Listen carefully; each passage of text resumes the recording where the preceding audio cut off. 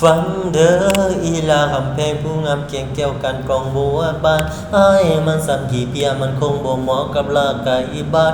อ้ายมีบุญสำนีละเปิดไปก็ได้สำนีละบ่แม่นนามาล้างจังเถื่อ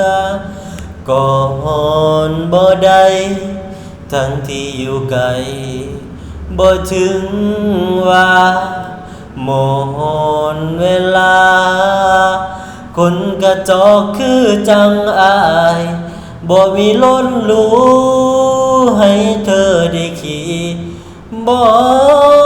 มีทองให้ใส่บ่มีสินสอดมัดใจบ่มีสุดแต่งงานบ่มีฮ้อนแหวนสิไปสวมก้อยบ่มีหยังจังอย่างเขานั้นสันทางลาดยางทางอ้ายมีแต่หลุมแต่สร้างทำทางขี้หิน